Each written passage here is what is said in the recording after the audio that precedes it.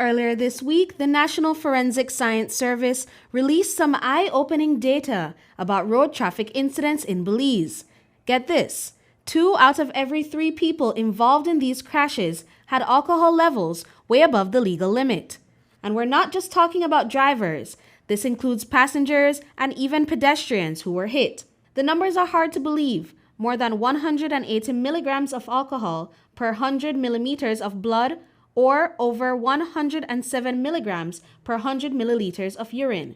So, what does this really mean for road safety? Executive Director Jian Cho breaks it down for us. 68% of the persons involved, whether in a fatal or non-fatal, were above the legal limit, and the other pie chart, where it was just 60%, that was for fatalities when samples were collected from anybody who unfortunately died in an RTI.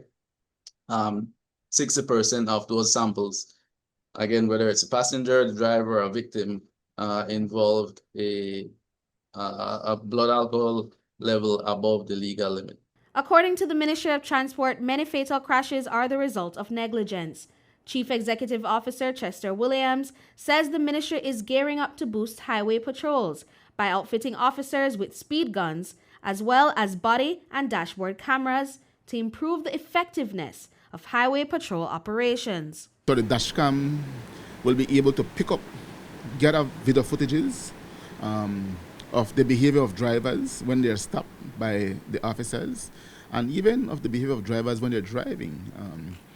When they have pursuit, they don't want to stop, and so it's going to help us tremendously to be able to collect evidence that we'll be able to convict people. The whole issue of driving under the influence, again, is something that we're pushing on. Cho further explains that the data shared by the NFSS does not reflect every incident, as many survivors do not provide a blood or urine sample for testing. The 179 samples in this data set were analyzed during the first half of this year, but some of them actually trace back to incidents that happened as far back as 2024. Our data that is being shared right now covers a time period January to June 2025. That refers to when analysis was done of the samples, not when the incident occurred. Right, because or any laboratory, we don't analyze samples in real time. If accident happens today, we don't analyze it today. Another troubling observation with the volume of road traffic incidents is how many of them involve motorcycles. Williams says getting a license to operate one in Belize is far too easy.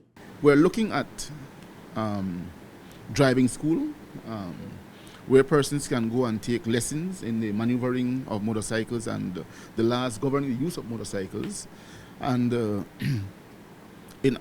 in presenting your application for a motorcycle license, you would have to present with that application a certificate from the institutions that will be providing the training, can be ITVET and any other institution that are so certified, certifying you in the handling of motorcycles and the laws that governs the use of motorcycles. The ministry has proposed several amendments to Belize's laws and recommends that stiffer penalties be handed to offenders, such as permanent license revocation. The driver's license that you possess is a privilege that you have. It's not of right.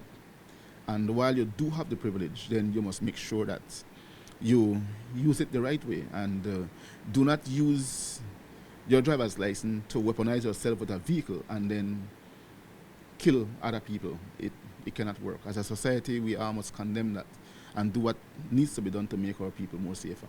As the holiday season approaches, the public is strongly advised to adhere to Belize's speed limits and avoid driving under the influence. Britney Gordon for News 5.